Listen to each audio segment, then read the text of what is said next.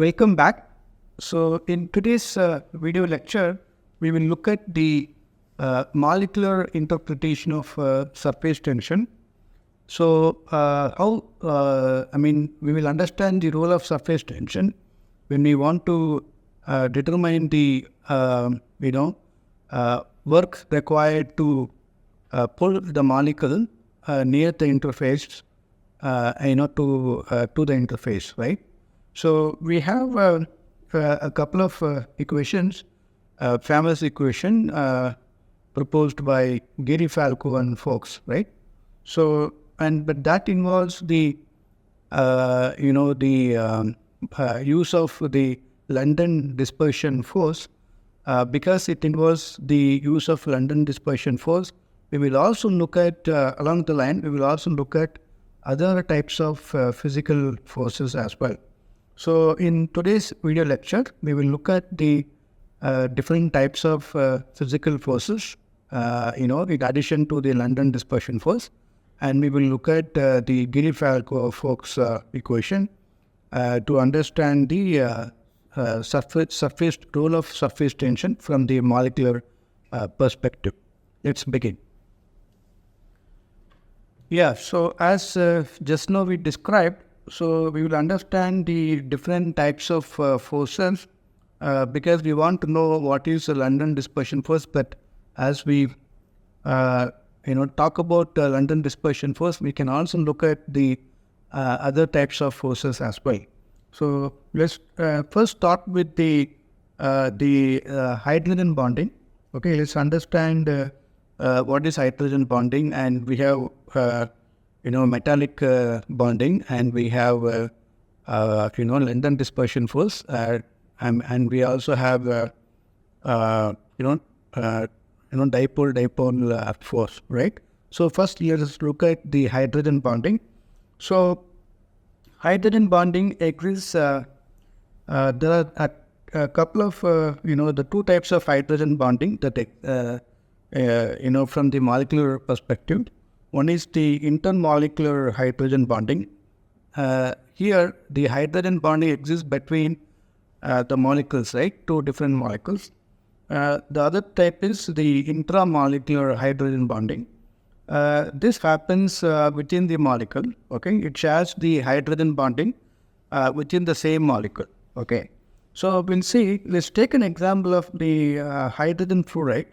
Okay, so how the hydrogen bonding takes place in this case is you got hydrogen and you have fluorine because it has got number of valence electrons, that is 7. So it hawks electron from the hydrogen so that it can complete its valency, right? So because fluorine is highly electronegative, okay, and the electron cloud, because it hawks electron from the hydrogen towards it, the electron cloud will shift from the hydrogen to fluorine, and the probability of electron cloud seen in the fluorine end will be high. So because of which the fluorine will gain net negative charge, whereas hydrogen will gain net positive charge. Okay, and because of this hawking tendency, fluorine will always gain net negative charge, and hydrogen will gain net positive charge, and there exists electrostatic attraction between these two atoms within the same molecule, right? And this is one type of hydrogen bonding. So there are some examples for intramolecular hydrogen bonding. So this hydrogen bonding is very crucial in determining the physical properties. You can take an example of the let's say if you take an example of intramolecular hydrogen bonding, let's say ethylene glycol, okay, and intermolecular hydrogen bonding, the example that we can give is water, right? It's the simplest example of intermolecular hydrogen bonding that exists between the molecules, right? Different molecules, okay? So you can understand the role of hydrogen. If you look at the hydrogen sulfide, and the water itself, because of the hydrogen bonding, okay, in the water molecule, you can see that the physical property is drastically changed, right? The boiling point of H2S and boiling point of water, they are significantly different. It is because of the presence of hydrogen bonding. Okay, so this is one type of physical force. The other one is metallic bonding. So this exists between metal atoms. Okay, so usually these metal atoms are covered by the sea of valence electrons.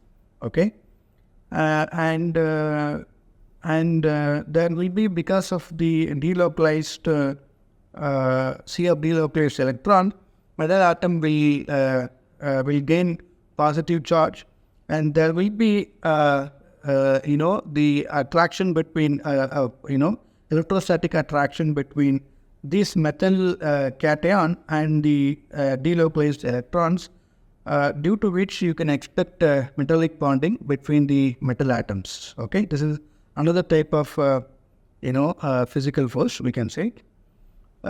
Here, this London dispersion force, this is always exist, no matter whether the atom is charged or neutral. Okay, because this is, the London dispersion force is part of van der Waals force, which we will see in detail when we cover the module 4. Okay, so this London dispersion force is due to the electron fluctuation, the fluctuation in the electron density distribution. So because electrons are constantly jumping around, okay, constantly jumping around, there exists difference. There will be density. There will be a fluctuation in the electron density distribution, which will result in the net positive and net negative charge, because there is the electron density distribution is constantly changing. That will actually cause the atom to gain partial positive and partial negative charges, depending on the cloud of the electrons, right? That are constantly jumping around. So you can expect, because this atom gains partial negative and partial positive, there can be electrostatic attraction between positive charge and negative charge, due to which you can expect the physical force between these neutral atoms, that is due to London dispersion force. So this type of force is called London dispersion force. You also have what is known as permanent dipole interactions. This is also part of van der Waals interaction. Okay, so the beauty of this interaction, if you see, the major, it is mainly due to the different in the polarity, right? So this is usually the case for polar molecules. Okay, so you look at these two chemical compound. One is propane and the other one is acetaldehyde. Although the molar mass of these two chemical compound is same, you see this the physical property, let's say boiling point, is drastically different. Is because of the polarity, right? So dipole interaction, permanent dipole interactions. So this happens because in this case, this molecule has got oxygen atom, which is highly electronegative atom, so which will hog electron from the hydrogen, right? So because this polarity, the dipole moment, the dipole moment shifts towards the oxygen atom, because it hogs electron, right? So this end will gain negative charge, and the other end will gain the net positive charge. Okay, due to which you can expect electrostatic attraction between the molecules. So this is also one of the van der Waals forces, which we will cover in module 4. Now what we will do is we will try to understand. So what we have to do is our objective for today's lecture is, okay, let's say if I got one molecule here which is type A very near to the interface, there's another molecule here which is type B, okay, and you also have a molecule, you also have molecules in the bulk, right? The molecules in the bulk, these molecules are always surrounded by the neighbors, right? Neighboring molecules. So you can expect the interaction, from 360-degree angle. So you will have interaction everywhere, okay? And it is very difficult to separate the molecule from the bulk. Whereas here you have the molecule very near to the interface, type A molecule and type B molecule. So there can be interaction between these two molecules as they are very near to the interface. Okay, so if A-B interaction sometime can overcome the A-A interaction, okay, in such case you can expect that this molecule can be pulled towards the interface, right? So this is the the objective. So what is the work required to, so this Geary-Falco equation is going to tell us about what is the work required to bring this molecule to the interface and form the interface, right? So in such case, so how it can be defined is, so we know the Geary-Falco equation, okay? So it says that, so you need to calculate individually, that is work, okay, required to bring the molecule A, which is nothing but, gamma A. So why gamma A is because there will be interfacial surface tension, right? So one has to supply force equivalent of that so that this molecule can overcome the surface tension which is acting downward and can be brought to the interface, right?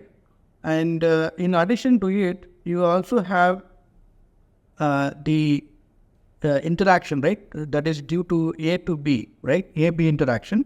So this energy is actually a bonus for us because this is available naturally for us. So you don't need to supply this energy.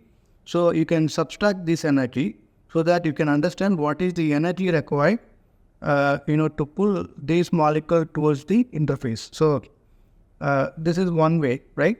So this delta E is associated with the London dispersion force as we described, right? When we talked about the various types of forces. So this is actually given as the geometric, this is described based on the geometric mixing rule. That is nothing but phi A gamma A and pi B gamma B. So this is actually different from the general mixing rule we often employ, that is pi I gamma I, because so in general this geometric mixing rule found very suitable for this kind of an application. So that's why this was proposed. Geometric mixing rule was proposed. Okay. So if I have to use the same for bringing the molecule A to the interface, then we have to use, we need same work to bring the molecule B to the interface. So that is nothing but gamma B and delta E AB, right? AB. All right, so what is the total work then? So total work is going to be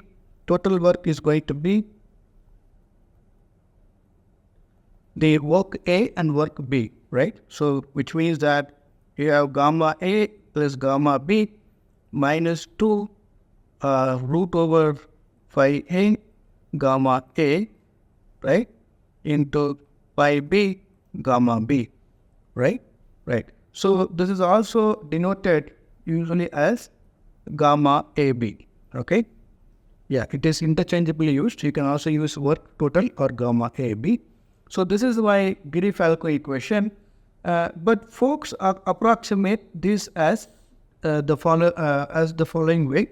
That means that is the work total is nothing but gamma A plus gamma B minus 2, okay, root over gamma A dispersion, gamma B dispersion. So in this approximation, you need not worry about the pi A, pi B component, right? Because in his approximation, he uses the London dispersion force based on his proposed method. So he has proposed the gamma AD and gamma D for several molecules based on his proposed method. So the advantage of this method is the gamma D is same as gamma for hydrocarbon, okay, for hydrocarbons. So we will see when we try to solve the problem in tutorial section, okay. So now we know that work total, okay, of gamma AB is nothing but gamma A plus gamma B minus 2 gamma AD gamma BD, okay. So this is our Geary-Falco-Fox approximation, right? So we will try to solve one problem as part of tutorial today, and so then we will use this equation and try to solve the problem, right? Yeah, so here we have got a problem where we need to understand the Geary-Falco-Booth. So what we saw right now is the Geary-Falco-Booth equation, okay? So here, so we have been given the interfacial tension, right, for octane water, octane mercury, right, and we got water mercury. So what we are asked to find out is the gamma D for water and mercury, right? So let's understand this. Let's calculate this gamma D for water, and I leave it to you to calculate. We'll calculate gamma D for mercury. You can calculate gamma D for water reversal. So now we know the equation, that is gamma AB, which is nothing but gamma A plus gamma B minus 2 root over gamma AD and gamma BD, right? Right. So let's take the octane problem. Here we have the extent is octane mercury, okay. So and then we can try to solve the gamma D for mercury. So for octane mercury, we know the equation, that is 375, right, millijoule per meter square, okay. So let's use that, yeah. So we know this one, this is 375 octane mercury, and octane is 22, right, plus mercury is also given, if I am correct, it is 465. I think this is 465 minus 2. And so since we said gamma D is also nothing but gamma, you can take as it is, this one as it is, so which is 22, right, okay, into, and this we need to calculate, right, okay. So in this case you can calculate, then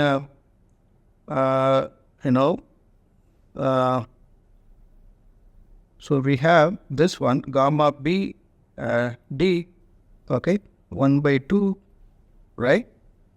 So this you can say that 375 minus 22 minus 465 divided by, you have 22 into 2, so 22 power 1 by 2, right, yeah, into 2. So you can check, I think this is simply 140 millijoule per meter square. You can check this one, okay. Similar way, you can calculate the gamma T for water, right? So that I have given to you as an exercise, okay, for you to do yourself. We will stop here. We will continue from the next lecture. Thank you.